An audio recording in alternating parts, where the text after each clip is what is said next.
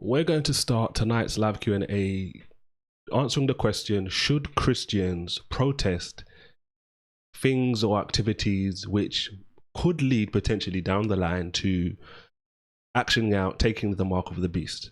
And the thing that's actually quite interesting about this particular question is, for those of you who don't know, right now in different parts in Europe, in France specifically, over the last few days, there's been quite a bit of outward public protesting based on some of the legislation that's ultimately come down, right? So what has basically happened in certain places, and this is being actioned in different ways, in different strokes all over different parts of the world, just for the record. But in France, what they basically proposed was, you can't necessarily go to certain places, you can't necessarily go to work, etc., in certain places, etc., like this, without having a CV-19 vaccine passport. So you have to have proof that you've been double vaxxed, double jabbed, basically, as is commonly referenced today, in order to go about these particular things. I was thinking about this today earlier on, and I was saying to myself, you know what, like, this isn't actually like too far. Like, the framework of what's actually been set up isn't too far from some of the things many of us today as Christians think about, consider when you think about the end times. What do I mean by that? So what I was thinking is, all France would have to do, for example, would be like, look, you know what, instead of just these things like going to certain locations right now or working in certain roles, we're just going to do this across the board, right? You can't leave your house, etc. We heard about some of these things recent, like in different parts of the world, like Israel. A couple of days ago, here in the UK, UK basically came out of lockdown, basically. But there was reports and rumors about in September and October, there's going to be something similar to what I just explained in regards to France. Now, as you think about these things, right, I think it's a really good question to consider, because when we think about like the mark of the beast, right, the end times, most of us think about things taking a certain direction.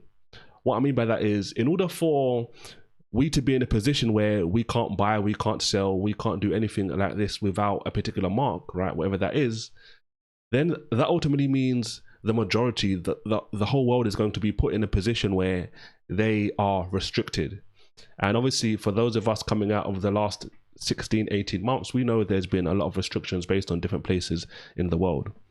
So as I thought about this earlier on, we've obviously had a progression, and this is interesting, and this is how you've got so many people over different years talk about, so many people have made so many false predictions from different denominations in the Christian community, from cults, from even outside, right? Many people have talked for many different decades about, oh, you know what, this is the end of the world, etc.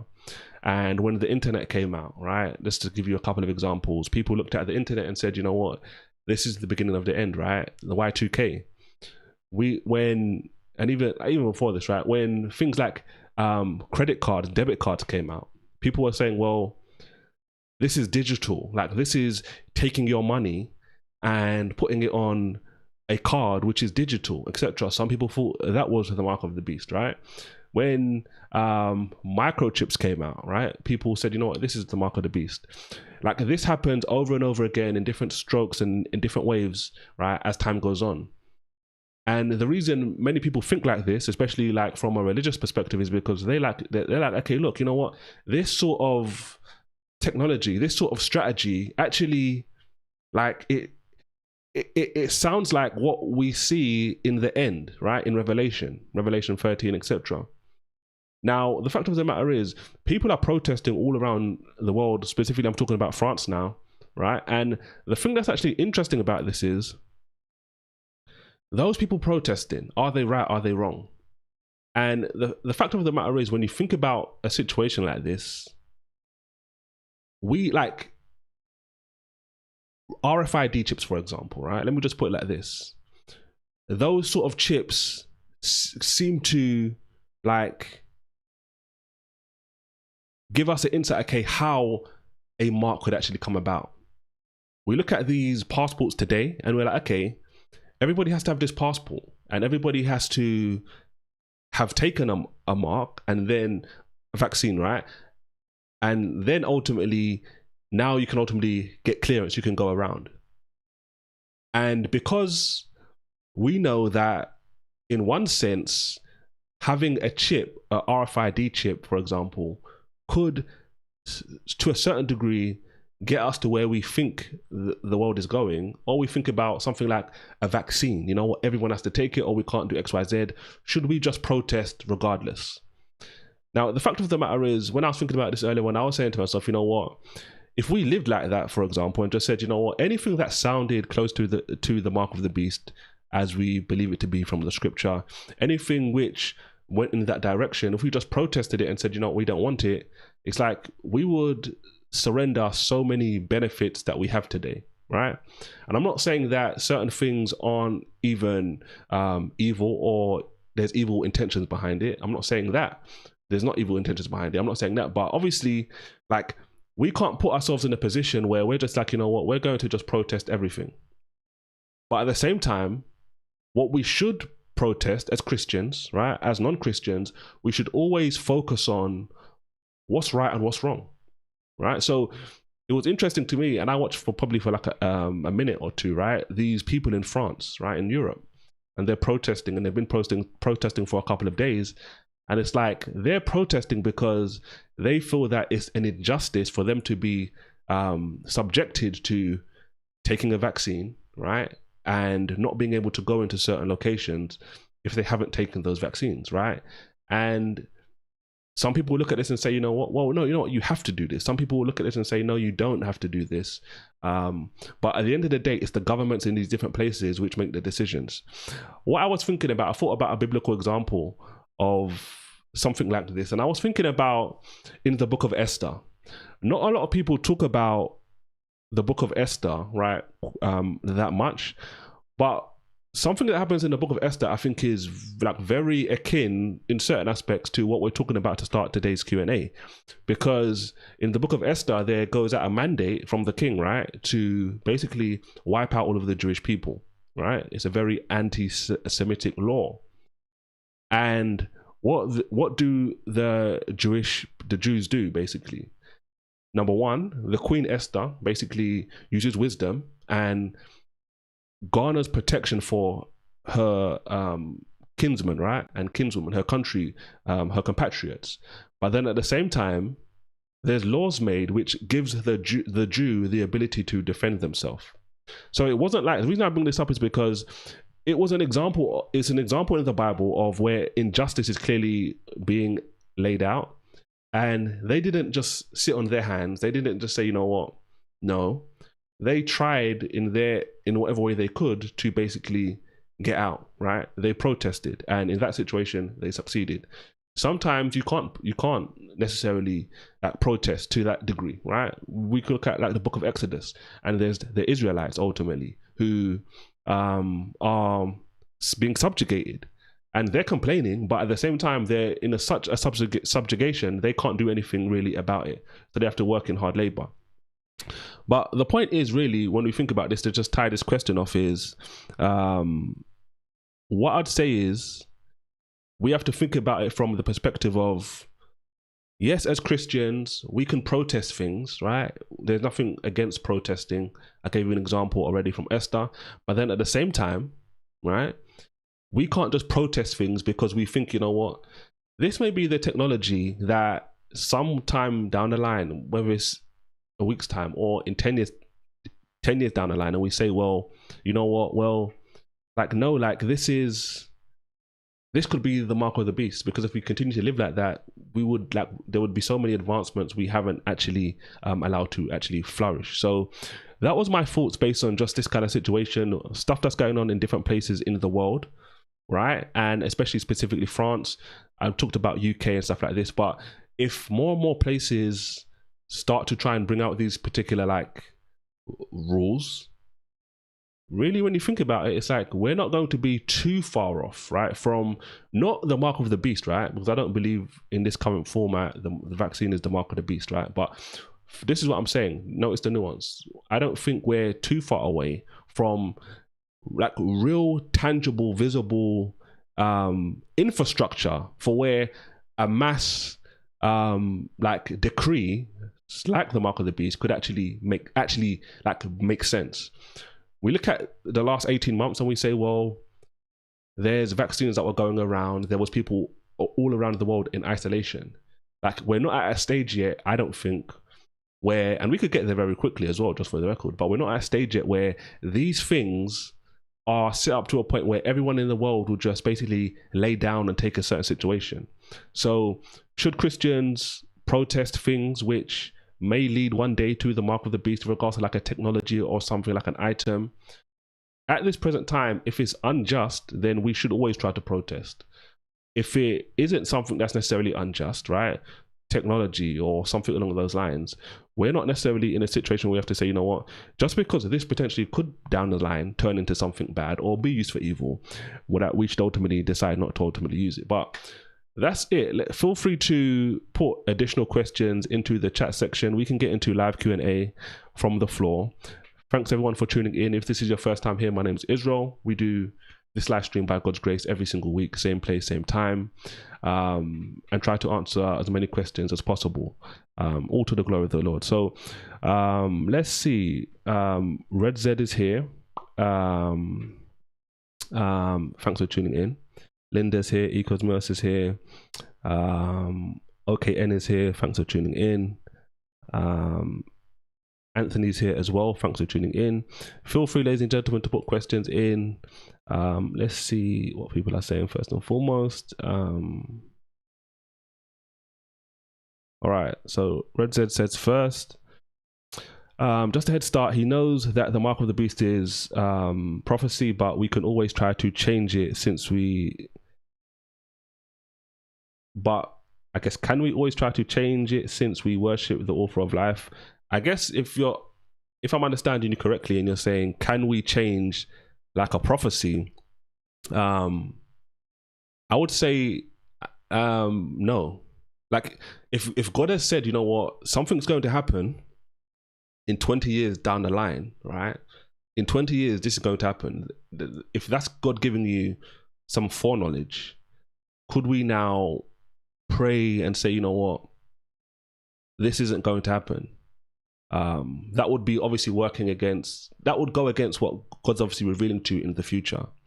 If it's something different where God is like, look, you know what, this could happen if XYZ happens, or this may not happen if XYZ happens, then that's a bit different, I would say. But if you're in a position where God is like, look, you know what, this is something that's going to happen, but that's what I'd basically say. That's what I'd say. So hopefully that helps. Yeah. Linda Key says, when the beast comes, we won't be protesting but hiding. And it's obviously a good observation to a certain degree. It's like, I think about those kind of periods at different times, and I say to myself, well, what is it really going to be like? Like, obviously we can read the scriptures, we can try and meditate on these passages, commit these passages to prayer, and like, in all honesty, it's like hearing about this stuff going on in France, reading a couple of days ago about the UK and some of the things they're trying to action in the future. Like, I just started thinking about it, and I was like, you know what, like, these are like coming off of the last 16, 18 months. I said to myself, these are the kind of things which, like I said just in the first question, that lay their infrastructure. Like, for 20 years, right, even longer, but I know probably for the last 15 years at least, I've constantly heard different people, you know what, this is the mark of the beast, it's coming. And it's like, at the time, it's easy to kind of get caught in it and be like, well, that's actually a good point. But the thing we have to remember a lot of the time is, right, like, it's more so about the infrastructure, not necessarily the technology, so to speak, right? It's how can these things be implemented? And if you think about, like I said, what's been happening in recent times, like, the infrastructure is becoming more and more clearer, more and more visible. That these are the situations that give us more insights as to how certain things may be ushered in or can be ushered in, right? And obviously in regards to like hiding, like in a situation like now, right? Obviously, this is not necessarily a situation yet where people or may even not ever get to that situation, right? In regards to the current situation now, where people are being put to death and things along those lines. But so I'm saying that to say no one's obviously like hiding today, but obviously when people are coming, it's like if you think about it, from some Christians may say, look, you know what? Why should we hide when the beast comes, right? If they get taken out quicker, they can be with the Lord, etc. Right? Some people are going to be like, look, you know what? They're going to try as long as to live as long as possible, etc. People will definitely have different mindsets, but obviously, once you're in a situation and different things are happening, people like it'll be interesting to see, right? At a bare minimum. And these are things I definitely consider sometimes and just think about, like, how's this going to happen? What's it going to look like specifically? Like, how do we get to a point in the world where all of these things are basically happening? I think that's actually quite interesting. It's something we should think about quite deeply as well. Let's see. All right. Ecosmia says she feels like protesting teaches and alerts others as to why we think something's wrong, and some of the reasons against it, which may prompt people to look into the end times prophecy. Okay, yeah, true, definitely, right? And it's always interesting when we think about things from a Christian perspective, right? Sometimes we look at certain things and with our Christian lenses, because we read the Bible, we look at certain things and we're like, this all lines up. Like what I was saying, for example, I'm looking at what's going on in certain places and I'm like, yeah, like these are steps which we can see, which if these steps continue to get taken, we can get to things which look a lot like what we see there, right? And another thing to consider is there are examples from the past, right? And some things which are even still within a lifetime, right, of memory, of situations where we've seen not necessarily a whole world dictatorship, but maybe like a whole country or a whole region of the world, etc., and things along those lines. So as time goes on, we'll get more examples, but we'll see, right? Okay, and says they think it seems to lead to the mark, right? I don't know if you're talking about just the whole vaccine stuff or things along those lines. It'll be interesting to hear what specifically you feel leads in that direction. But that's thanks for the comment. Ecosmia says she thinks these chips, microchips, contactless, etc., are ways to basically step it up and get to that place. And obviously, it's true. Like obviously, this is all technology, right? Technology which before they were invented, before even I'll put it like this: before they were spread out in the mainstream and people were using them, like some people would be wondering. Like if you go back a couple hundred years, certain people may have maybe dreamed or envisioned certain things, but many people may have thought about like how are these things going to come to pass. A lot of people talk about like visions from the Old Testament in regards to like the future, right? Certain people, like one thing that comes up a lot of the time is like, where's America in prophecy, for example? And one thing you find a lot of the time with like Old Testament passages, Old Testament prophecies, and I remember hearing this years ago from people like Chuck Missler, Dr. Chuck Missler, right?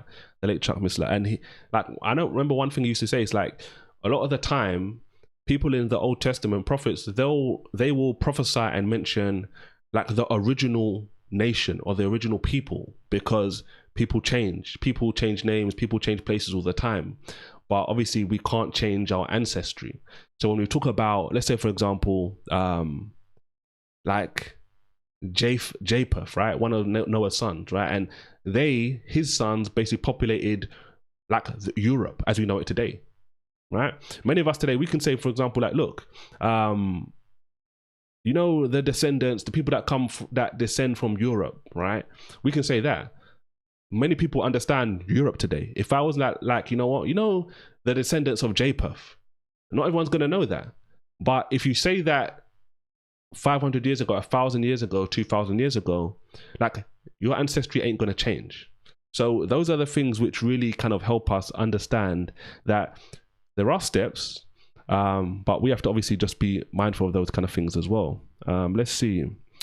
And I guess this kind of links into something I said previously about just things even in a recent lifetime for some, right? On the tail end of life at an extreme. And this is this comment here, which is talking about nothing's new under the sun, right? Which is a reference to Ecclesiastes. And it's true.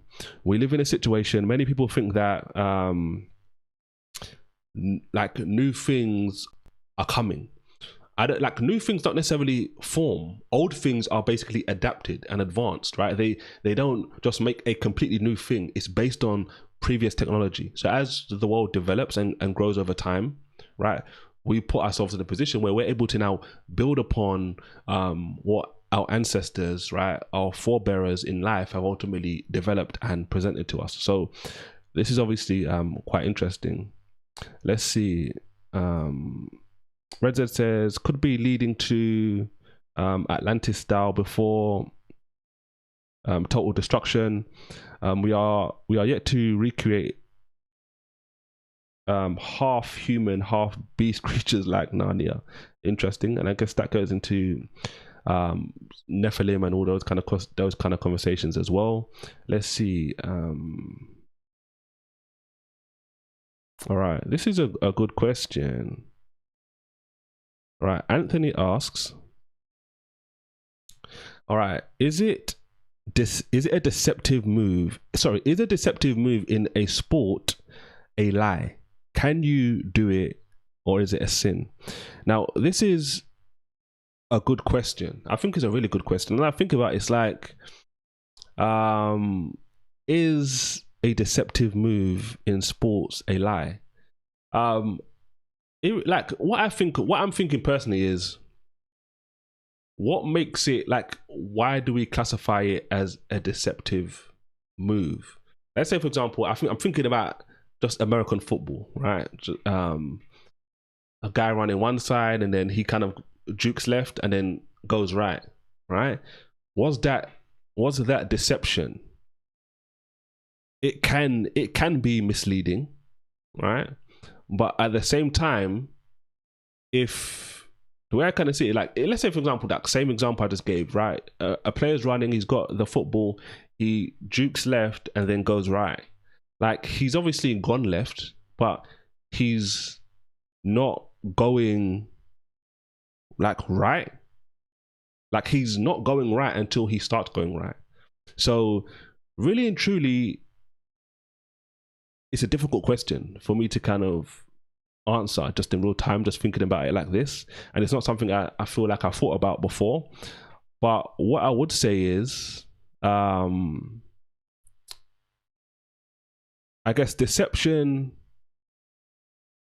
like, I could see definitely, like, don't get it twisted, right? I could definitely see how it clearly could be classified as deception. Whether or not it is a deception, I don't know if I could say yes 100%, but obviously the intention of the person's mind and heart will ultimately come into it. Like, you're doing a certain thing, maybe you know, or you think, you know what, if I do this, so-and-so is going to act a certain way. It's a difficult question. Like, there's definitely elements where it can clearly be seen as potentially deceptive. And it's not because I have like an affinity with American football or anything, or any sport for that matter, but it's just definitely, I definitely think it's a bit of a tough question based on the context of it. But what I think is even maybe a bit akin to this is, we had a conversation, right? Just a couple of us recently, we were talking about acting, right? Acting and actors and actresses. And we was having a conversation about, is acting lying, right? You're pretending to be someone that you're not, and you're pretending to do certain things that you shouldn't do, etc. And we talked about different things. We got into Christian acting series and movies and all these different kind of things. And we took the question in different places. And it's like, some of us were talking about, you know what, the acting can be deceptive. Some of us were like, no, it's not. And it wasn't like a, from my understanding, from my memory, it wasn't like a conclusive, you know, this is what it is, this is not, like it is or it isn't, right? We were presenting ideas and thinking about it from that perspective, and there was good arguments made on both sides of just this free flowing conversation. So definitely could be, but at the same time, it couldn't be at the same time.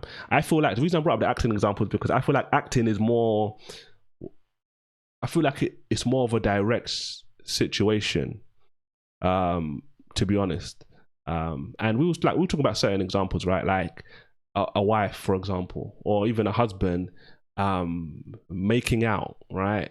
Being intimate with someone who's not their spouse in an acting role, right? And stuff like that. Would we still classify that as like a sin or things along those lines? Would we classify these situations as adultery and stuff like that? Many people would be like, yes, right? But I would obviously, I think I remember saying at one point, it's like, I wouldn't want my wife kissing some other guy and stuff like that, even if they were saying it was an act and stuff like that, right? So it's not something which people should rubbish just on a basic level, in my opinion, because certain things we wouldn't accept under any circumstances. And if we wouldn't accept certain things under certain circumstances, does it make it different in a situation where it's like controlled or it's like an act or something along those lines? But that's what I'd basically say. But it's a good question, right? That's just what I think of right now. Let's see. Thanks. Something I can consider more as well. Let's see. All right.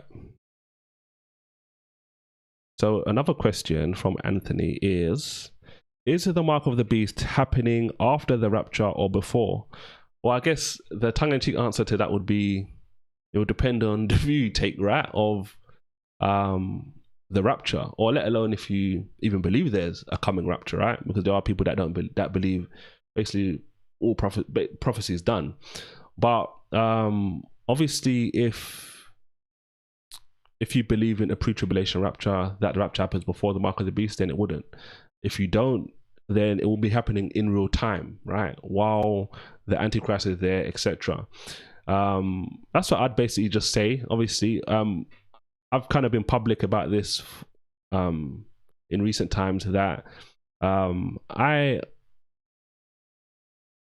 basically have been pre-tribulation rapture of that belief for most of salvation, right?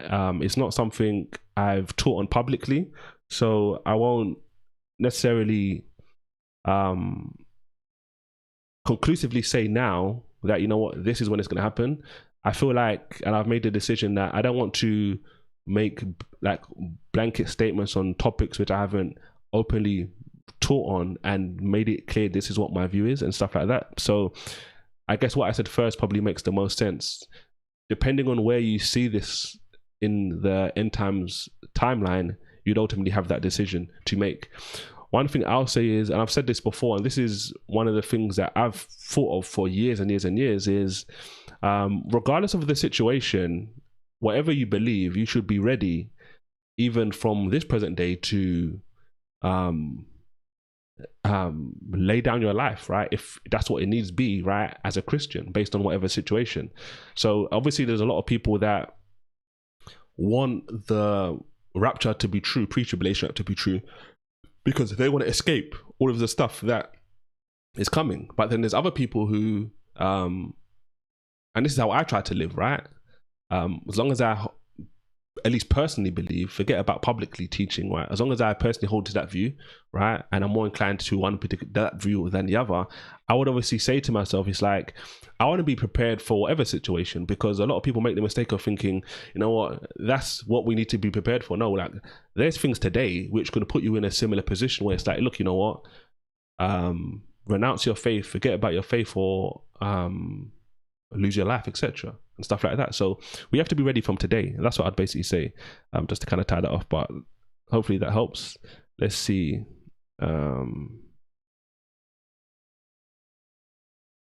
All right, next question is from Jake, and he says he has heard before that the mark of the beast isn't necessarily a physical mark, but it's more symbolic about just having faith. What are my thoughts? I'm more of the approach that it's more so a literal mark, right? I wouldn't go that far to say that it's just about not having faith, right? I don't think in any way like I would go to that extreme. I kind of see that as extreme, just thinking about it contextually.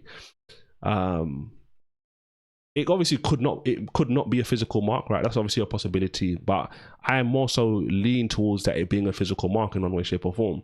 And especially a lot of the things we've talked about today already in regards to like steps in regards to mass control, mass dictatorship, mass commandment, etc. Like there's definitely technologies, there's definitely items which could bring about a physical mark, right? And technology is increasing over every day, leaning more in that direction. Does that guarantee that the mark of the beast is a physical mark? Not necessarily. But yeah, like I take the view more so it's more of a literal mark, but at the same time, it goes back to what I was just saying in regards to end times, right? Whatever it is, we need to be ready regardless as Christians to keep the faith and not give up ultimately. So that's what I'd say. Thanks for the question. Let's see. All right. The chat jumped, so give me a second to go back up.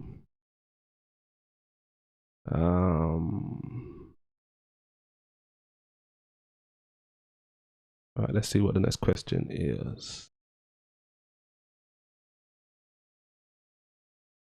All right, cool. OKN asks, this is a good one. All right. OKN says, that is interesting. I guess that was talking back to just prophecies, what I was saying about prophecies and prophesying of the nations, like forebearers, etc., and stuff like that, to get people to know who they're particularly talking about. I guess it's what it was. And he says they didn't know about this. Who are Africans descendant from? And are some of the Jews Christians in Israel, likely from the house of Judah and Benjamin? So I can give you more insights about some of the question you've asked opposed to others. Let's just try and see what we can do. So firstly, who are the Africans descended from? And a good passage for you to consider, to kind of read, is Genesis chapter 10, right? Because it gives what's referenced today commonly as the Table of Nations. Read it in your own time. It'll give you a lot of just good insights. So just to kind of give you an example, I talked about like Japheth, right? Noah's son Japheth. And you can see in Genesis 10, it talks about Japheth and his sons first. And the reason I'm highlighting this is because, as you can see, it talks about Japheth and his descendants. They dwelt in, by these, they lived in the Gentile regions, in the Gentile lands, right? After their tongue, after their families, in their nations. And then more so what is about, which is for Africa, is Ham, right? It goes into Ham. And the sons of Ham were Cush, Mizraim, Put, and Canaan. So Canaan is obviously the land where the Israelites ultimately took over. So that's like modern day Israel. But these other sons here of Ham, Cush, Mizraim, and Put, right, are more so in the African region. So Ham is the descendant, or Africans are more so likely the descendants of Ham, right? Going back to Noah. And the sons of Shem, Noah's other son, were people which were more central, right? But also like to the east as well. So places like what we refer to today like the Middle East, and even parts which go towards like Asia, etc., and stuff like that. But one thing you need to consider in regards to this as well is that obviously people migrate, people moved around, right? People moved into different places as well, which is obviously which kind of flows into the second part and other parts of your question. Are some of the Jews / Christians in Israel / the Middle East likely from the house of Judah and Benjamin? So I haven't fully studied this. I've heard certain things before, right? But one thing I'll say, based on what I just said, right, and even the Bible talks about Israel being scattered in different places, because obviously every time Israel went into captivity, right, they were normally, at least some of them, right, taken to different lands.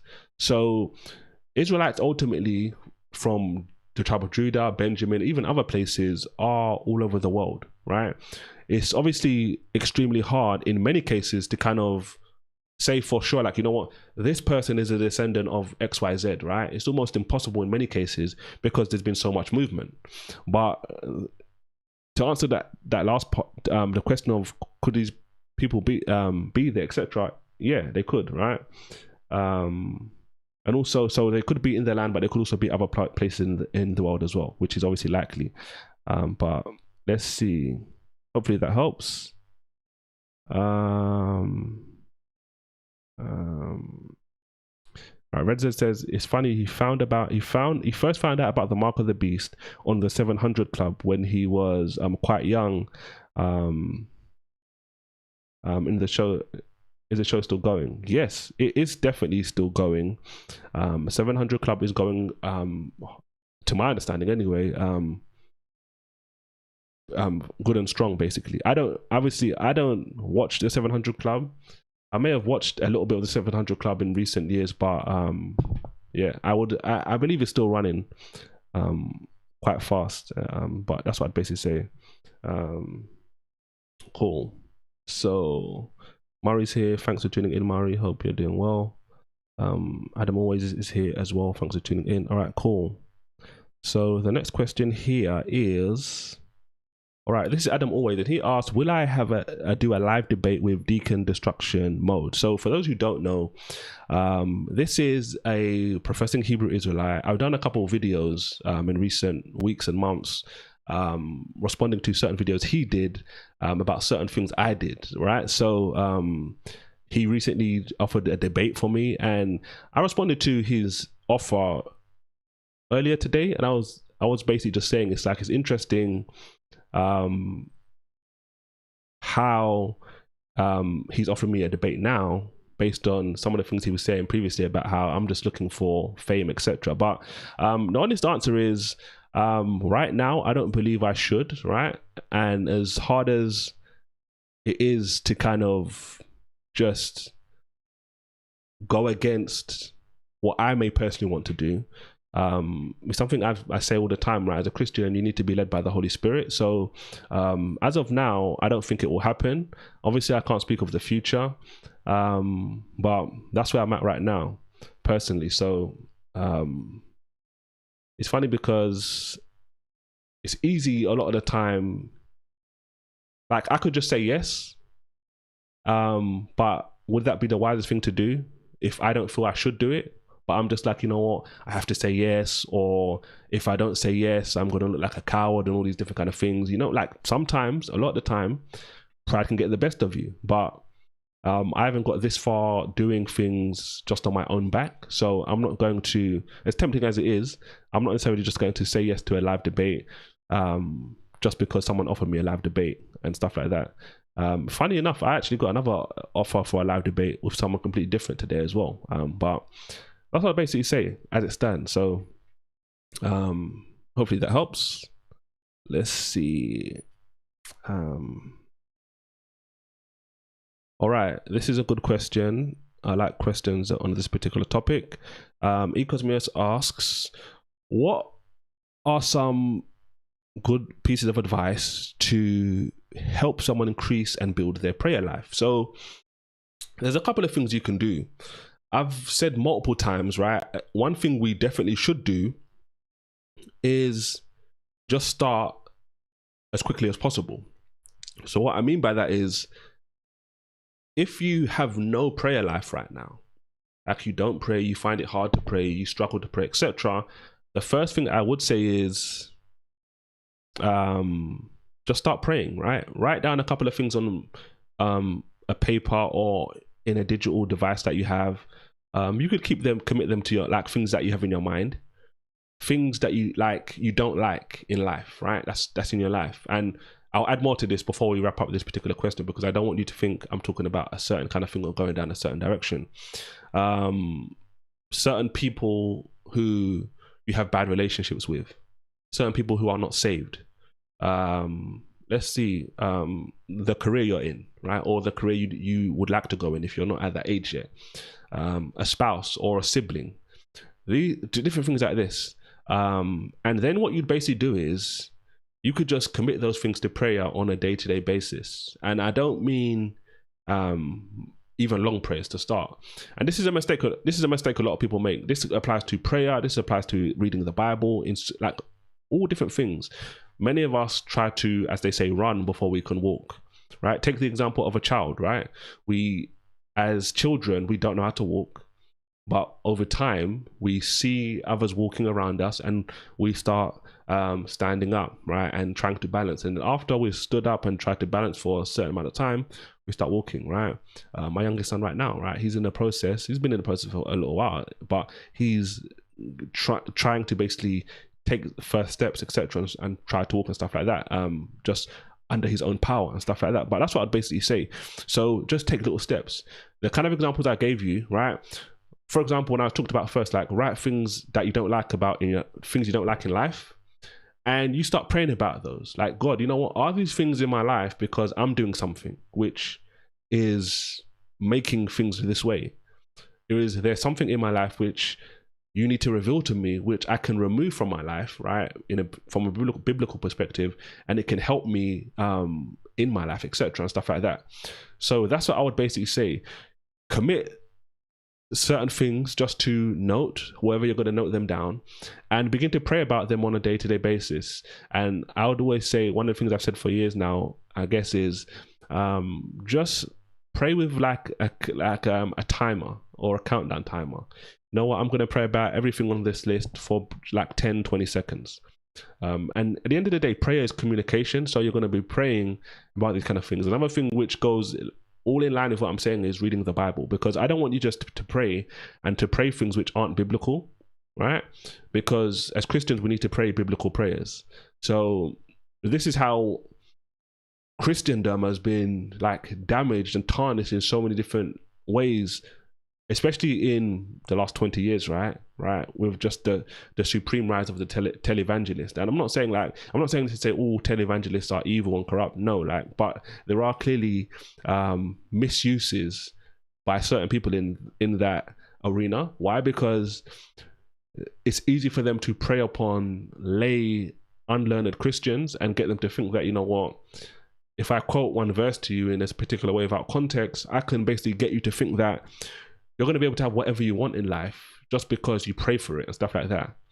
When the Bible gives us a broader, wider understanding of what we should pray, how we should pray, and just to keep it simple, like not everyone in Christendom, not everyone in the Bible was rich, right? So to pray, for example, like a blanket statement that yes, God, you know what, make me rich, is not completely, like, it's not really biblical, right? It's not firmly based in biblical scriptures, because we know people go through different things. We know God allows people to go through certain things to build their faith, right? And to strengthen their faith. So it's important we understand what the Bible actually says as we pray about certain things. And that's another thing which you could do to kind of link the two, right?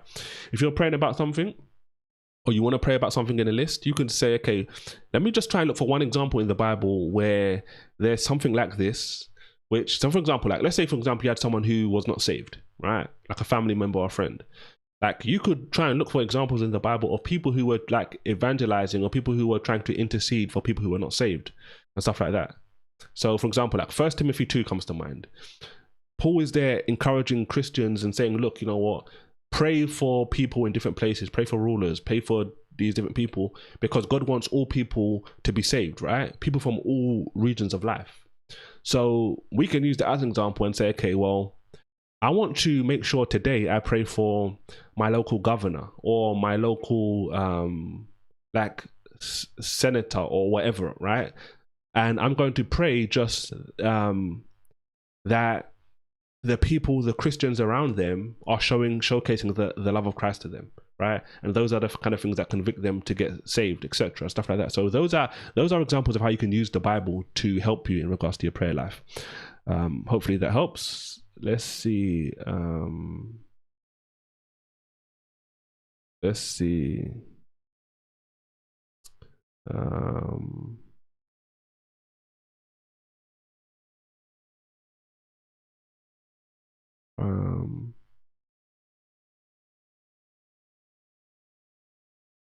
All right.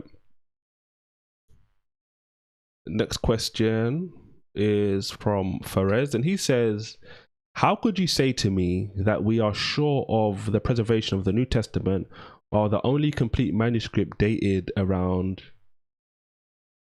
890 AD?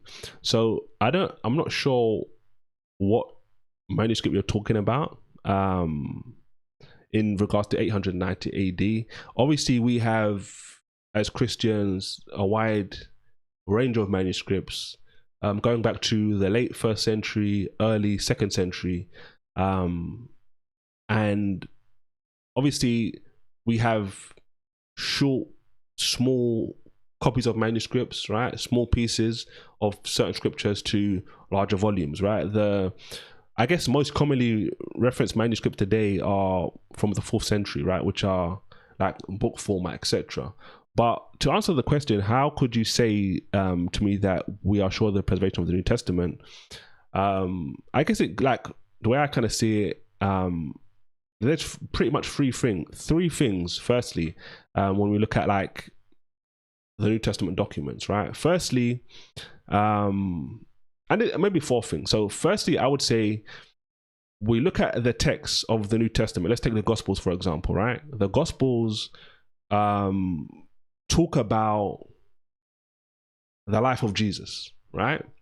Now, what we see from the Gospels are like, it's written as history, like a biography, right? So there's claims made in it.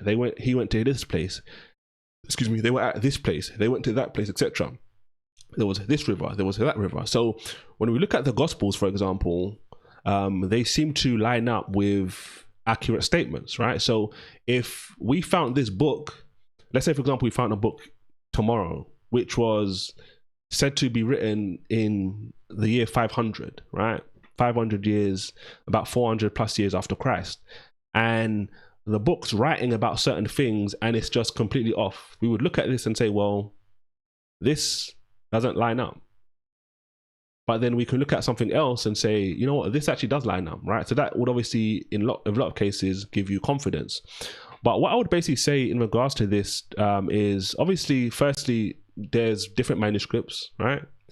Then I think another big thing in regards to that is there's different languages, right? So it's harder to corrupt something which has gone far out, right, in different places, and also in different languages. It's harder to do this, right? So the more pieces of manuscripts we have, right, from small pieces to bigger pieces spread out, that is one thing which kind of makes it hard to corrupt it. Secondly, the fact it's translated into different languages, that ultimately makes it even harder to corrupt it, because now you're not only dealing with a mass of manuscripts, right? Small manuscripts to big manuscripts, plus different languages. That makes it even more exponentially difficult. And the third thing, which I think helps us like piece together confidently what we believe the Bible says, right, and how it wasn't corrupted, is commentary, right?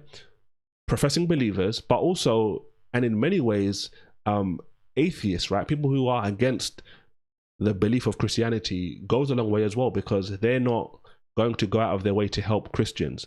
So if they're quoting scriptures and things along those lines, that obviously helps, I'd say, as well. So those are basically what, 3 or 4 things that I think help us understand how the manuscripts have gone out in volume and spread out far and wide, and also people commenting on it, right? So it's not obviously the same, but today, for example, we've got Christians who talk about the Bible, but we've also got atheists who talk about the Bible, right, and talk about different things. So one thing that I think is actually interesting is listening to like non-Christians talk about what Christians believed and what Christians did early on, right? When we see them talking about stuff like what Christians believe right today, it kind of showcases to you that these things weren't necessarily like invented, because if the atheists and these unbelievers are looking at them and saying, look, they do this, right? Or like, for example, like they believe Jesus is God, or they pray to Jesus, or they sing to Jesus, stuff like that. That puts you in a situation where that lines up with what the Bible says, right? That's what lines up with what we believe today. So when you think of all these different things, there's a lot of synergy, in my opinion. So that's what I'd basically say from my perspective. Let's see. All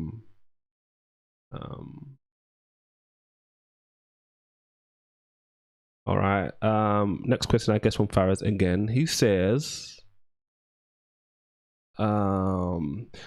you can't even prove that the Christians of the time of Muhammad, so about the year 600, basically 580 to 600, read the same Bible as you have today. What is your response to this?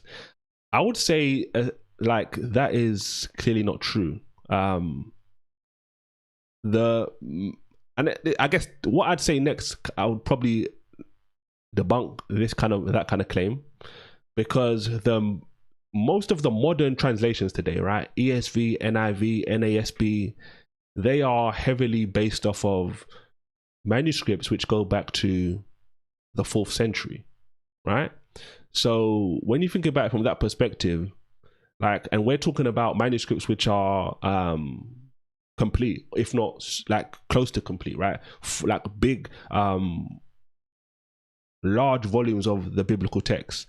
So when you think about it from that perspective, and even if you feel like, regardless of your view on like manuscript tradition, right, whether you go from like what they call the Byzantine tradition or the Alexandrian tradition, this is basically just the two main places where the manuscripts were housed, right?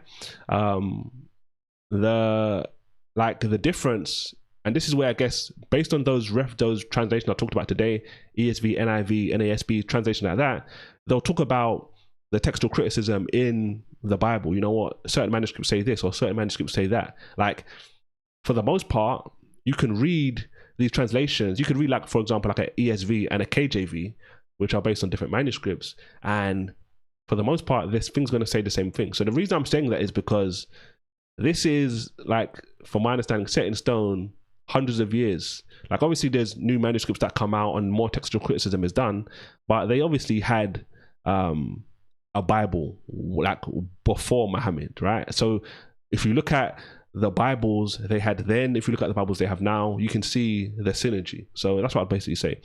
And obviously someone more skilled in this field can articulate that even better than me, but yeah, that isn't convincing to me at all in any way. Let's see.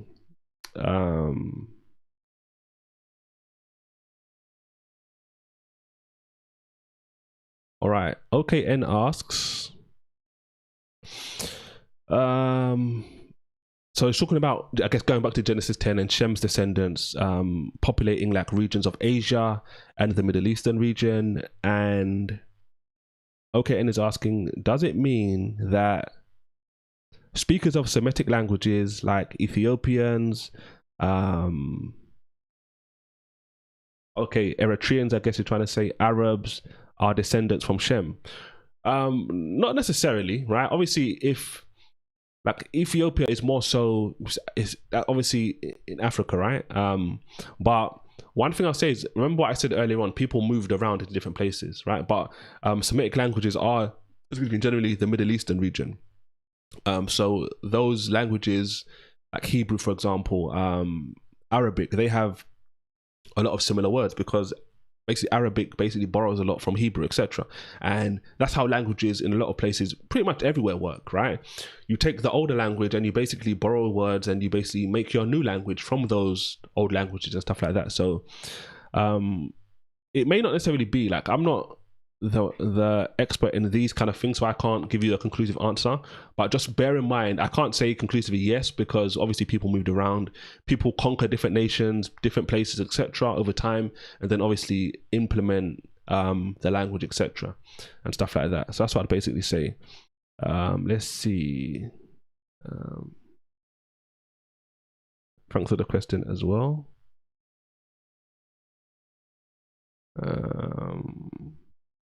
We just scroll back up the chat. All right. Amber says, be kind to one another. Definitely, we should be kind to one another. Okay, cool.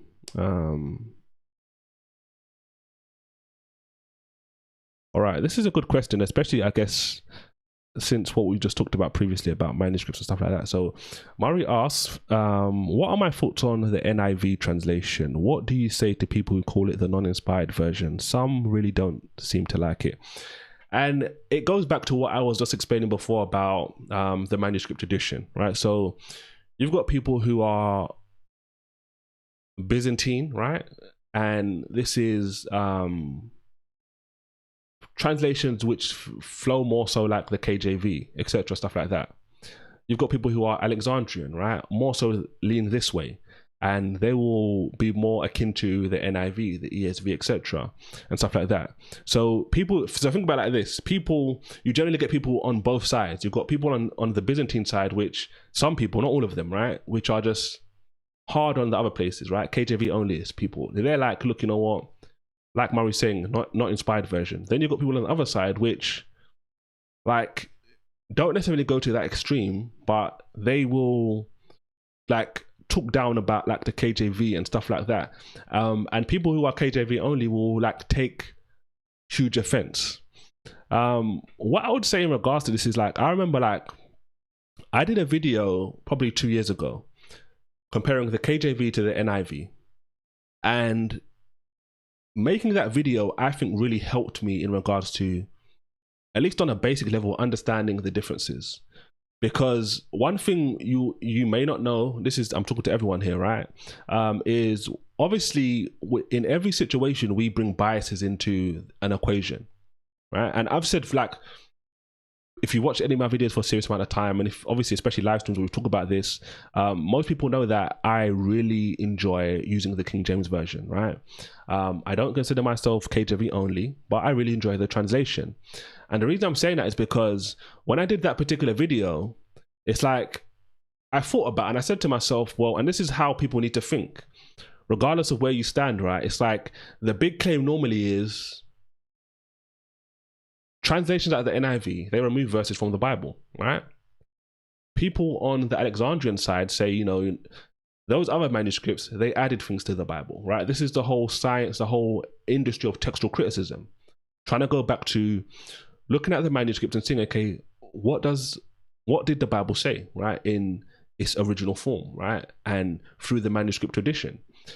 And if you're going to come to that question with unbiased scales, right, you can't assume that, you know what, these versions added things to the Bible, or these versions, these manuscripts took things away from the Bible, right? If you have an assumption already, then you're biased. And basically what I talk about in the video is I basically just say, look, like, people, one person going to come from this side, one person going to come from this side, and where you come on that side, you basically will come to a conclusion. Now, it's interesting, I'm actually reading a book right now which is talking about this heavily, but the reason I put it up is because I feel like that was a good point in time for me to look at this and be like I don't like to, I try to not make a habit of I try to make a habit of not saying things, talking about things I don't know. So the reason I'm saying this is because I may have said like years ago, like, you know what, NIV is not inspired version, or what more so happened is I would be like, I would laugh, for example. I'd more so laugh like if I hear people talking about those kind of things. But what I'd say is, from my understanding, it just goes back to the manuscript tradition.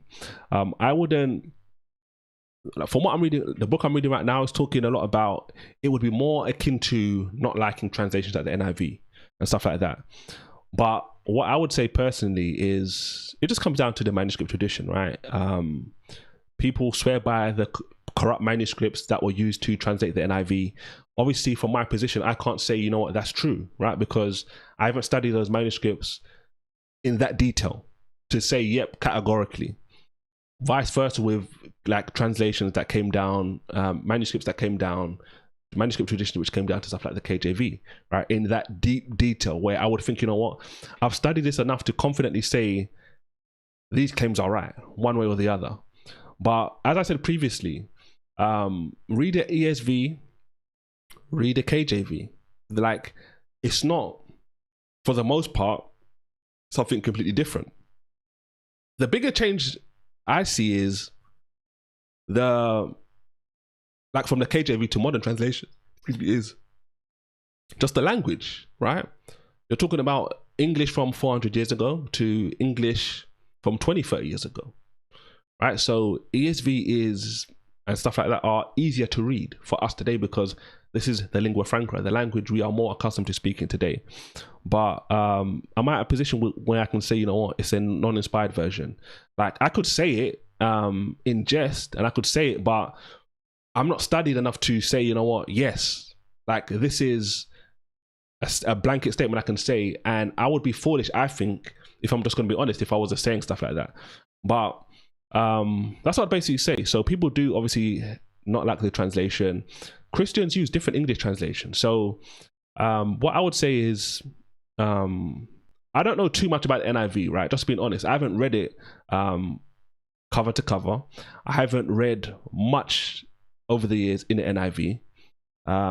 So I couldn't give you too much insights about the NIV, but from what I understand, the translations are like still comparable for the most part.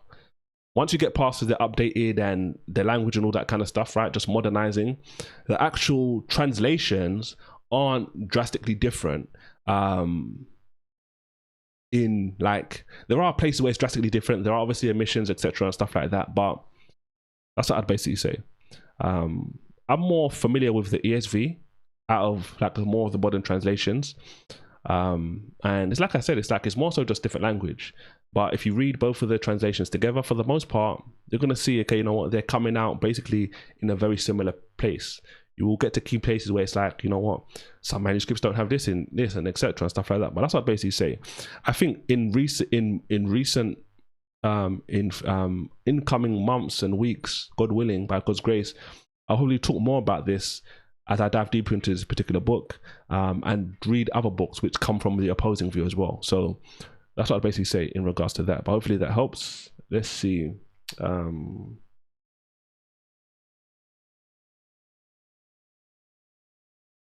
All right, we can talk about this quickly, even though it's not a question. Linda Key says, people talk about the end times without ever mentioning Israel and the Middle East.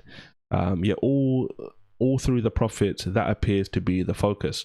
And I would say people do speak about Israel, Linda, but probably from a different perspective, because there are a wide range of Christians today who believe the church has taken Israel's place, right?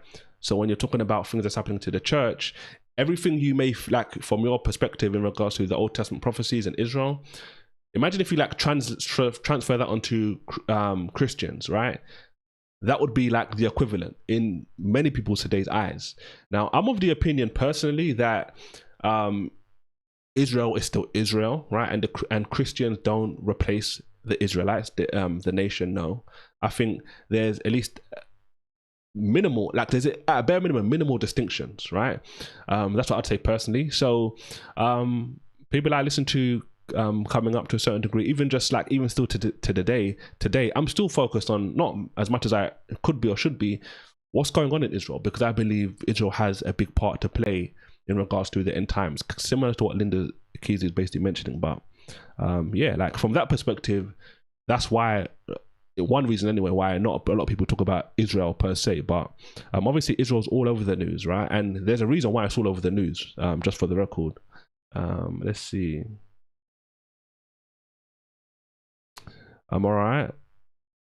Red Z asks, with today's nature catastrophes and severe diseases, could we name which horsemen are riding on earth?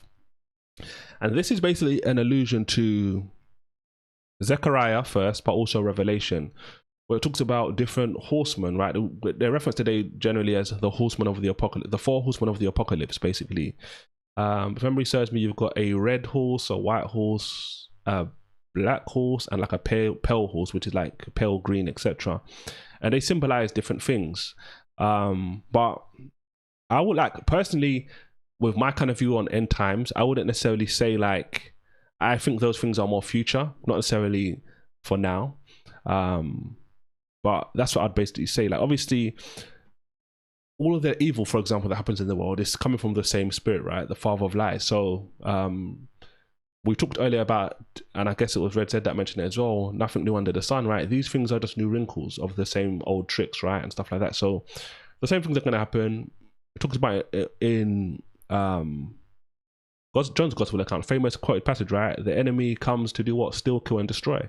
So those are three things he's been doing from the beginning, and he'll continue to do until he doesn't have an opportunity anymore. So that's what I basically say in regards to that. Brandy's here. Thanks for tuning in, Brandy. Hope you're doing well.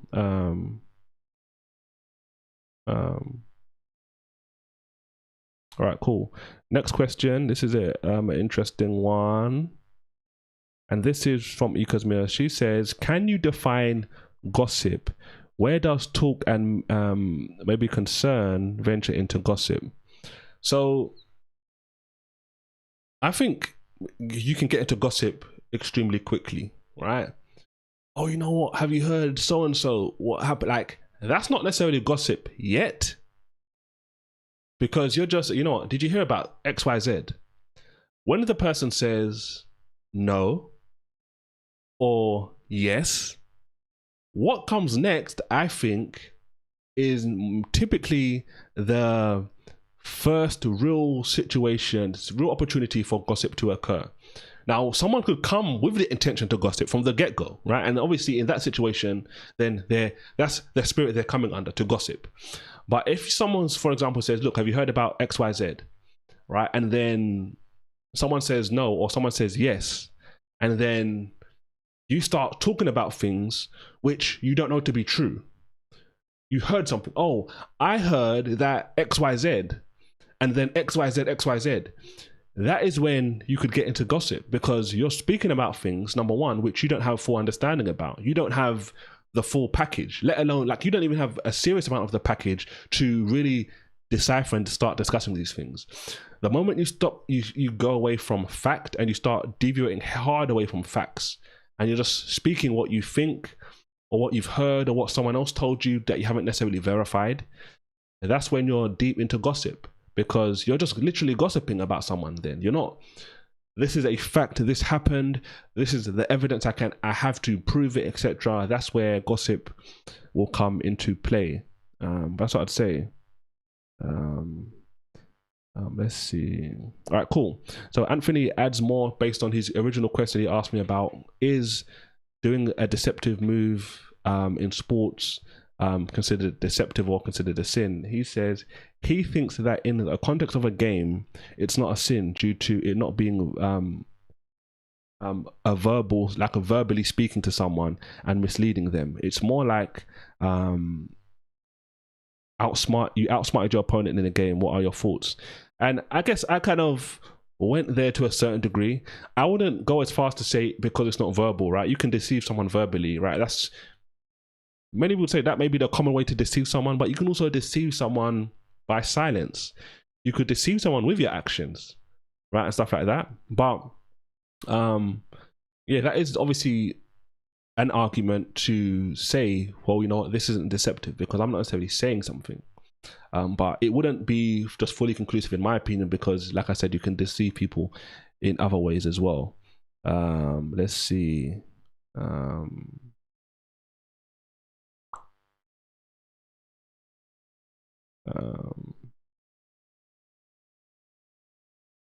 All right, so this is on the reference, the conversation was talking earlier about translations, and I kind of mentioned this myself, but obviously this is Brandy Alexandru talking about the NIV completely removing certain verses, and not to mention also partial removals as well, right?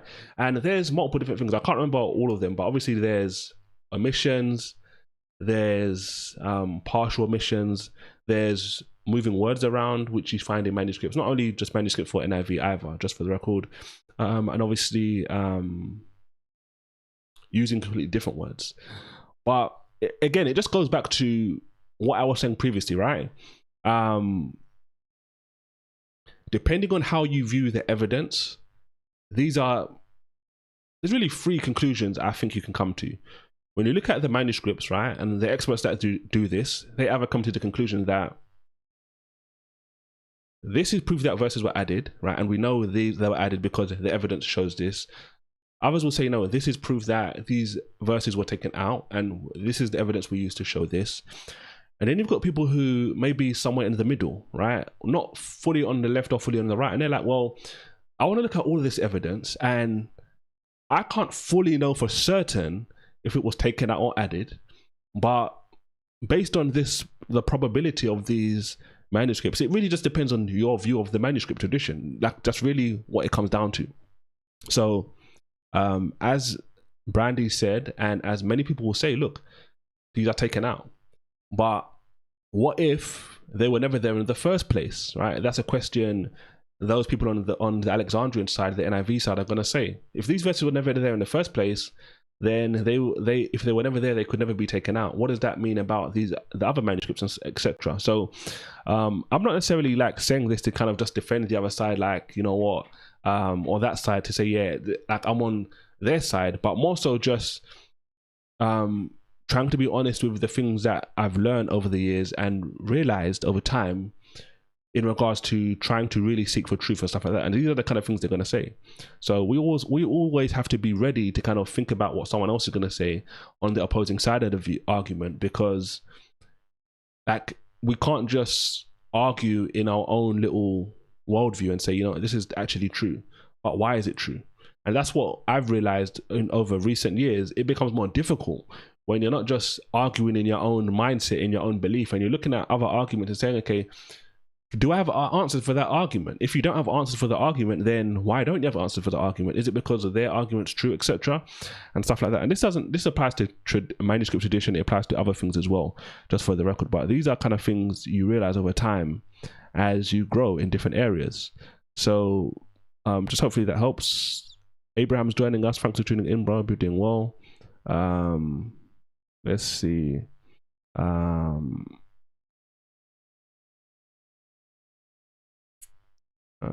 Cool. And I guess there's references to just some of the manuscripts we was talking about here from Jib in regards to 4th century, like I was alluding to earlier. Thanks for that. Let's see.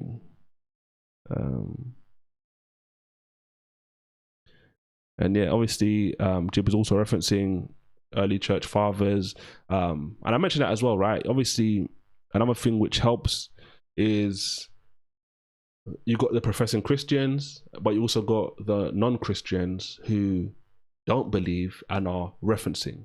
Like even today, like an example, think about it like this, right? I'm in the midst of doing videos in response to a popular YouTube atheist, right, him at Meta, who made a whole series of videos all about Genesis chapter 1 to Genesis chapter 50. So, right, and he's reading every line of the Bible through the NIV. So think about it like this. Imagine if all of the Bibles in the world got destroyed today, right? No more Bibles. Me doing a video as a Christian, every time I read Genesis and respond to what he's saying, that's a Christian attestation of at least one translation of what the Bible says. But him reading it is also another example of a non-Christian who's reading the Bible from a translation, right? So think about this. I'm not saying this is like an exact carbon copy, but think about those kind of things in previous times. You had people, atheists, right, and people that didn't believe, mocking Christian beliefs, right, and different things like and stuff like that. And they would cite certain things. Oh, they do this, or they say this, etc., and stuff like that. These are all things which help show what was known, what was believed, what was said, what was written at the time of these particular writings, etc. So there's a lot of dimensions in regards to answering that particular question about manuscripts. Let's see.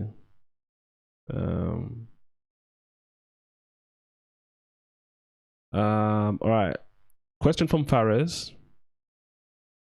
He says, reading John 21:25, why then when the Quran, for example, comes up with miracles Jesus did that are not in the New Testament, you will not believe in them. So let's just look at John 21:25. Just for those who don't know what this basically says, this is just a reference to Jesus doing many things which are not written in the gospel accounts, right? And there are also many other things which Jesus did, the which if they should be written, every one, I suppose that even the world itself could not contain the books that should be written. Amen, right? So Pharisees' argument here is, John says in his gospel, Jesus did multiple different things. Why then can't we believe something Jesus did in a book like the Quran, for example, which comes 500, 600 years later, actually longer than that, after Jesus was on earth? And one of the reasons I would think, right, this isn't like a blanket statement. I'm not saying that there may not be, like, there's no truth. Like, obviously, the Quran, for example, says that Jesus is the son of Mary, right? That's obviously true in the Gospels. So it's like there's that congruency and stuff like that. So the point I'm trying to make is, when I think about the problem I see, right, with books like the Quran, is the things that the Quran quotes, some of the things the Quran quotes seem to clearly be documented in what are branded by most scholars, Christian non-scholars, as heretical, fake gospel accounts, right? The Gnostic Gospels, which come in the 2nd century for the most part, right? After the time of the eyewitnesses could, like, physically be alive then, etc., right? So it's not in their lifetime. And because of that, because of the Gnostic Gospels seem to be very fraudulent, right?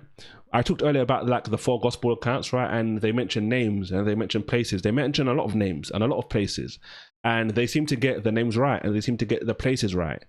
They seem to mention a lot of names where a lot of the Gnostic Gospels, which come 100 years later, etc., don't really like have a lot of names, don't really have a lot of places, and they don't always get the names right, and they don't always get like the places right.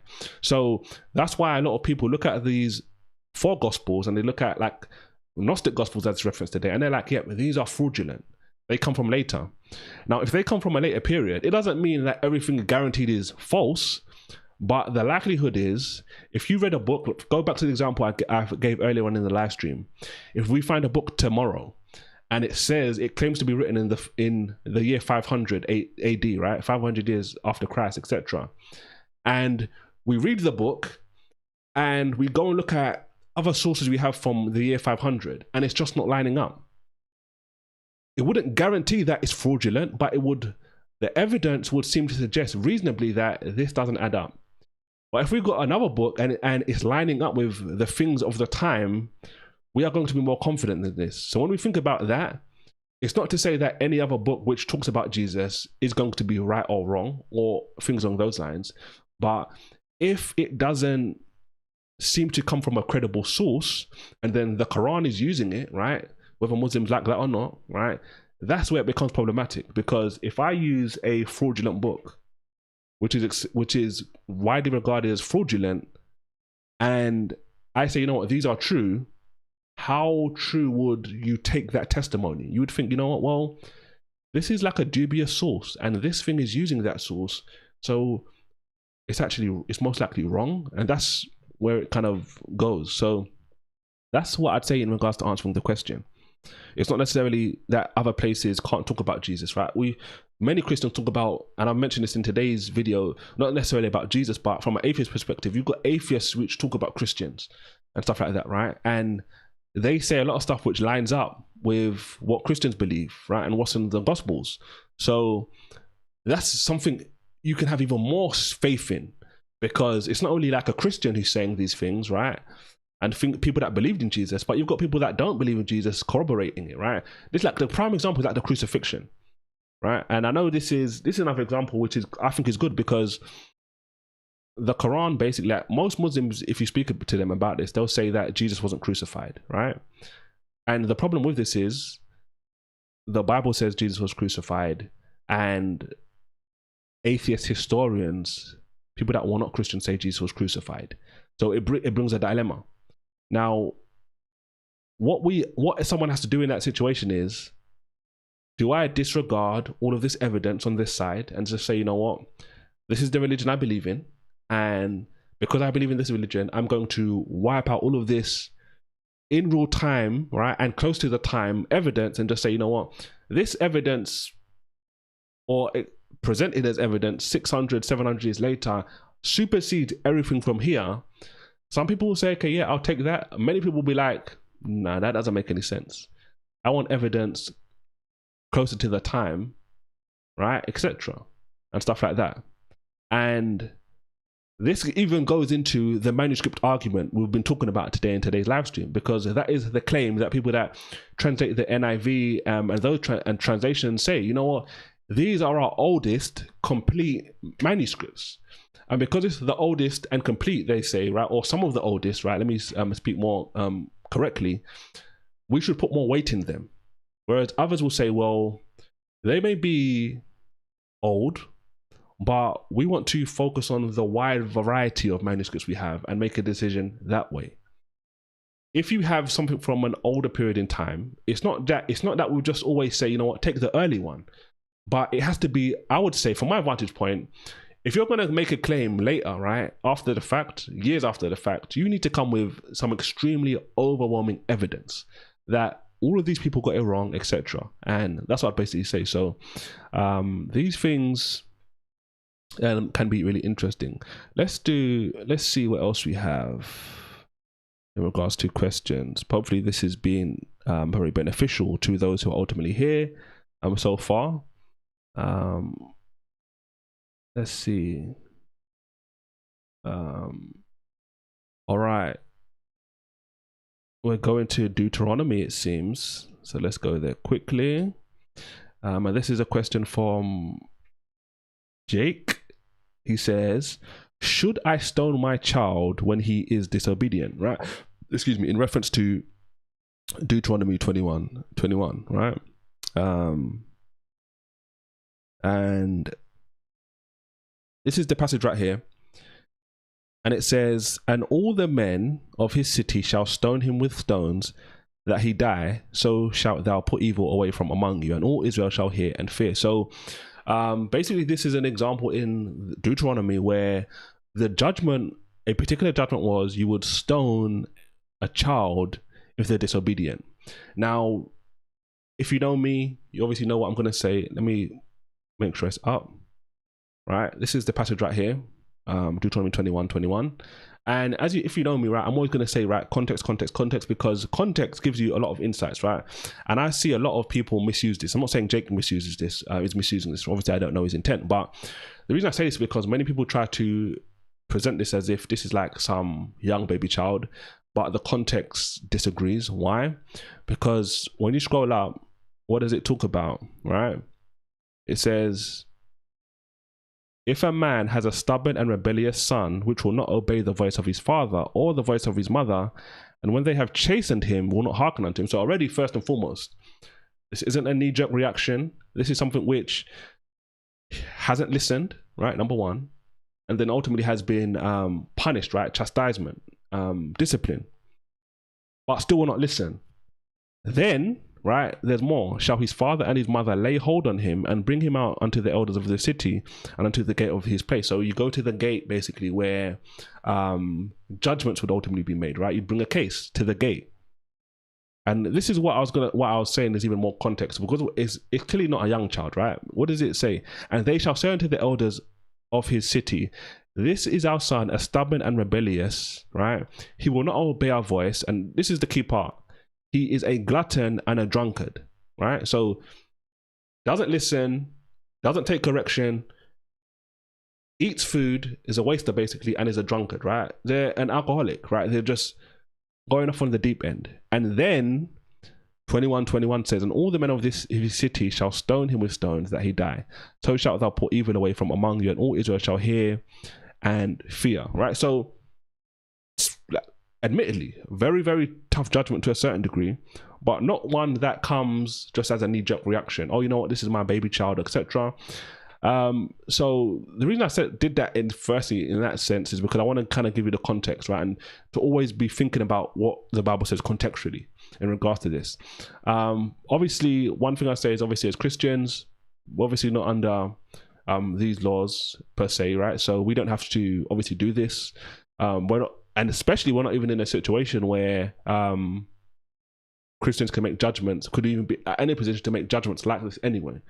But that's what I basically say. No, we don't have to stone our children for disobedient. And obviously, as I've showed you, it's more than just not listening to what a parent says, as I just showed you. So hopefully that helps regardless. Let's see what we have next. All right. Looks like my chat froze for a second, but let's see. All right, a lot of good questions today, ladies and gentlemen. Thank you, as always. It makes it very fun to get into. Seems like there's a lot of chat. Okay, I think I'm back to where I was. All right, cool. Deuteronomy 21:21, done that. All right. The next question. All right. Faraz again, it seems. Let's do this. He says, in that word, but how could you trust an unknown writer and believe them if you keep returning to old manuscripts, Israel? To be honest, you know for sure that this is not the best method of preservation. I'm not quite sure what you mean by if you keep returning to old manuscripts, that's not the best method of preservation. I didn't say just return to old manuscripts. I said, like, bare minimum, you've got all of the evidence, right? In a court case, for example, right? You don't say, you know what, I only want these two pieces of evidence because they may be to me like the strongest. You want to take all the evidence and then say, let's build the case, right one way or another. To answer the question specifically, but how could you trust an unknown writer? So firstly, because I don't know who wrote something doesn't mean it's true or untrue, right? That would be an inference, an assertion we're making into it. Oh, you know, because I don't know the person, that means it's false. That's bringing a bias to the text right from the get-go, and we shouldn't do that, right? That's being biased. Now, secondly, I've talked about this earlier, right? We talked about the Gospels. The Gospels talk about different things. So again, let's go back to an example I've used multiple times today. Let's say we find a book tomorrow, right? And it says, look, you know what? This was at the time of Jesus, and the book, like, it's been written and it's talking about so many different things. You know what? Jesus went to Israel, or was in Israel, and he went up north to where this tribe was, the tribe of Dan, for example. And then he went down to Galilee, and then he went down to Jerusalem, and in Jerusalem there's XYZ, and in Jericho there's XYZ, and there's this river here, and there's this place here, and there's all of these different things, right? Imagine, like, wherever you live today, and someone was writing something about where you live, and all of the things, right, were accurate. Think about your local shop to where you live, and the person's like, you know what, there's this shop on this particular corner or this particular place. It's right, like, it's accurate. What would you say? Well, I don't know who wrote this, but they seem to have actually described where I live or like places around me. Would that necessarily make it true? Not necessarily, but it will give you more encouragement that, you know what, these people actually know what they're talking about. It's not something like the fake Gnostic Gospels, which don't really sound like these people fully know what they're talking about, right? And stuff like that. So you'd weigh it up like that. Now, another thing I'd say in regards to this is, I've heard famous Christian historian in modern times, Dr. Michael Lacona. I've heard him say multiple times in the past that writing a biography, which the Gospels are basically, in like a 300-year range, right, from time before Jesus, the time of Jesus, and even time after Jesus, the majority, like 90+% of the biographies in that time period were written as unknown by unknown authors. They didn't write their name. So the point he's basically making is, this seemed to be like a standard for the most part. People would write biographies and they wouldn't necessarily mention their name, right? That doesn't mean the accounts are not authentic, but also, so that's the one thing, right? Whether we know the names or not is irrelevant. It's what is actually said. Is it true or not? That's the first thing. Secondly, names necessarily, according to scholars like Dr. Michael Lacona, didn't really matter, right? That seemed to be a habit of that day, right? So that's number two. And number three, obviously there's Christian tradition that talks about Mark, for example, writing his gospel account based on Peter like telling him what to write, right? So some people look at it, yeah, this is Mark's gospel. Some people look at it like, no, this is Peter's gospel account, right? Obviously Matthew and John are seen by most, let me just speak from Christian circles anyway, as eyewitnesses, right? And obviously Luke frames his gospel account as he studied and went to seek out, like he did an investigation, right? Are these things true, etc., stuff like that. So that's what I basically say in regards to it. Hopefully that helps. Let's see.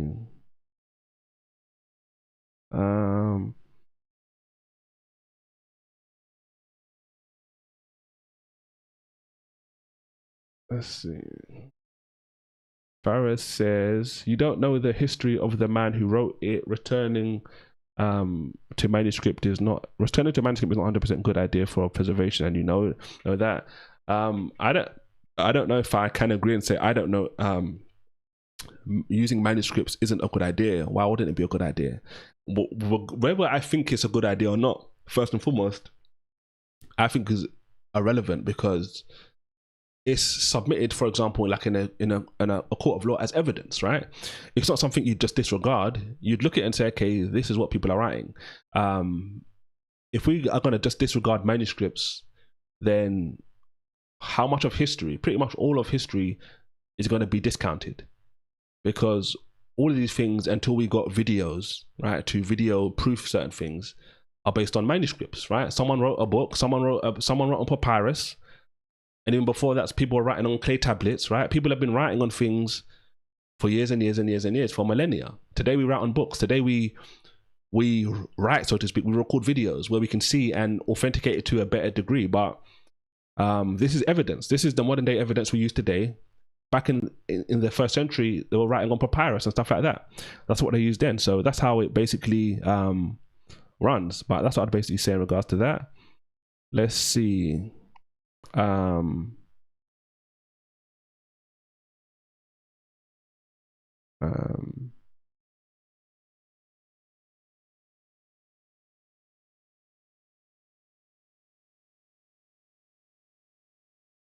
Let's try to look for some more questions. Let's see. I see Ivan's joining us as well. Thanks for tuning in. All right, Ecosmios asks, this is an interesting one.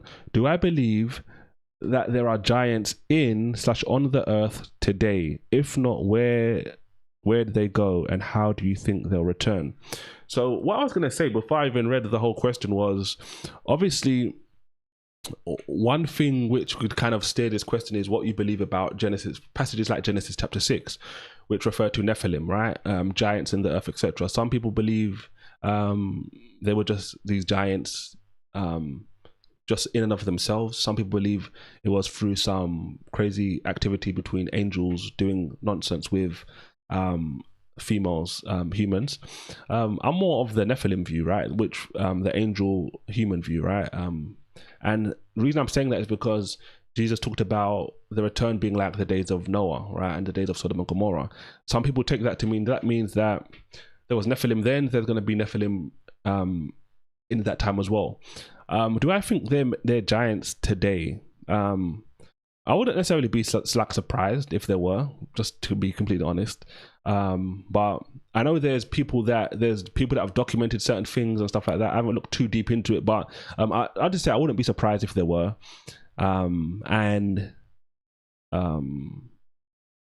If they return, I would just assume personally they will return the way they came the first time.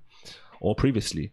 There was always, and if they are going to return and it's not going to be the previous way, I would think that technology will just get to that stage where they like some crazy stuff can happen. But yeah, that's what I basically say. Let's see. Let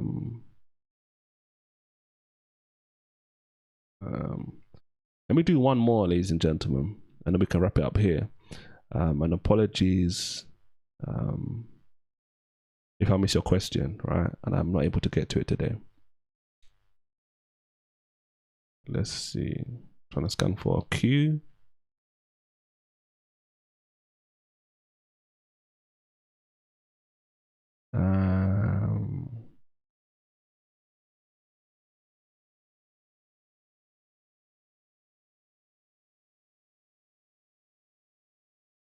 I'm scanning. I can see a lot of chat. I'm not seeing a Q. All right, is that a question? Okay, it's not a question. Okay. All right, so I guess let me do a couple more, right? So this is a question. This is the first question that I can see from scrolling. All right, Linda asks, if the law is now dead and we don't have to keep the ordinances, why do preachers preach tithes? Didn't it die with the law? Isn't it now about a willing and cheerful heart? So the simple answer is, ultimately, the way things work in the New Testament is laws, like certain laws are just clearly reinstated, right, in the New Testament, right? Certain laws are developed, etc. Certain laws are taken away, and obviously we see certain things like in Acts 15 as well, which kind of talk about laws for the Gentiles, etc., and stuff like that. But in regards to this particular question, yes, like is the tithe, and this is where it gets technical, right? I don't have a video on tithe, but I've thought about doing a video on tithe for quite some time. But hopefully, just based on my manner and conduct and how I kind of portray myself and the things I say, people would probably from way before now who have obviously been following me know my kind of stance on giving, right? So tithing was part of the law, but what most people are going to say is, and which is true, if you're going to be faithful to what the text says, there was a tithe way before the law of Moses, right? Abraham gave a tithe to Melchizedek. So people who are heavy tithe, staunch on tithe giving, right? They will basically say, look, it's not just about the law of Moses because Abraham gave a tithe and that was before the law. And it's not like a weak argument, right? But New Testament giving seems to be in every example I can think of. It's all about willing giving, right? If we think about, and I'm talking about once Jesus has died and resurrected, right? Fully New Testament, New Covenant, right? Once we get into the New Covenant proper, so now we're talking about the ends of the gospel account for the most part, and we're talking about from Acts beyond. People are selling land, people are giving up stuff willingly, right? Not by force. We see that quite clearly. There's a famine, right? There's an earthquake, no, it's famine, right? Etc. I can't remember if there was actually, if the scripture says there was an earthquake as well, but there was definitely a famine, right? People sent relief, right? Corinthians talks about storing up, being a cheerful giver. The New Testament passages after passage after passage after passage is about cheerfully giving and not necessarily giving under compulsion. But it really just depends. Like this, I'll put it like this, right? I don't have any problem with giving a tithe at all, just for the record. I want to make that clear as well. I don't have a problem with tithe. I don't have a problem with giving an offering, right? I personally just consider like giving under that umbrella as an offering, right? My wife kind of considers giving as a tithe, right? Per se, like with those technical terms, right? I'll just put it like that.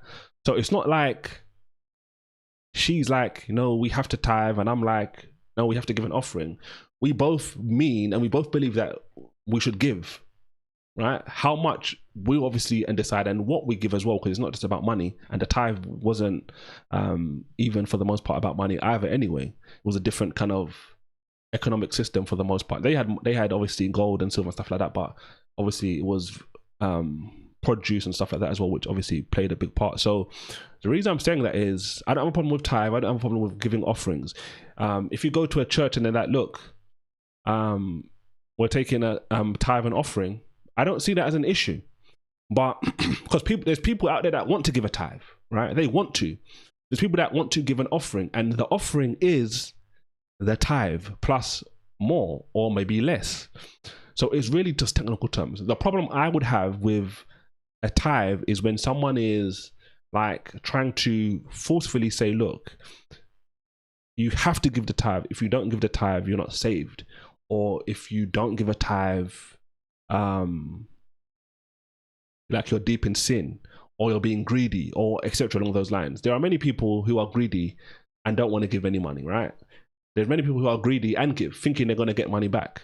So that's what I basically say in regards to it. Tithe was before the law, also during the law.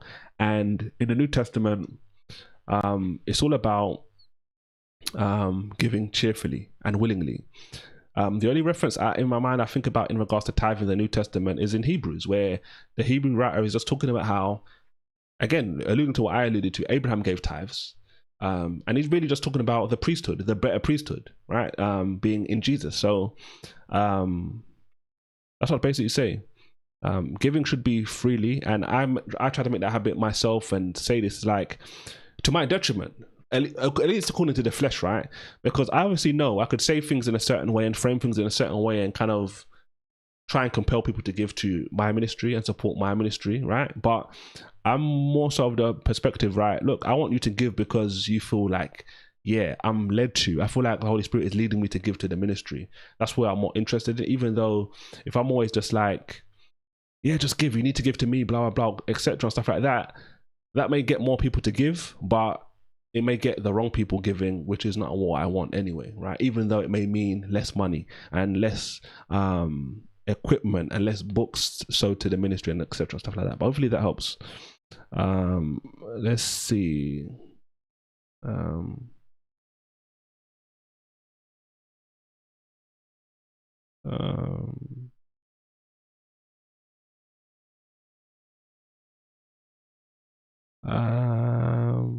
All right, cool.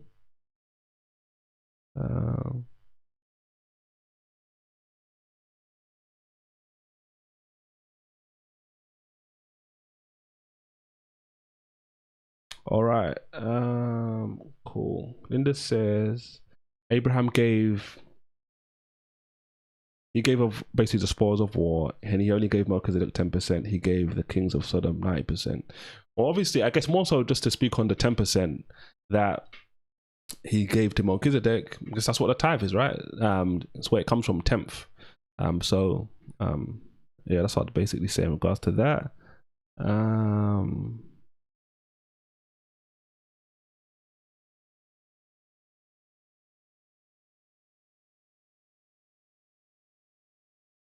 All right, this is an interesting one.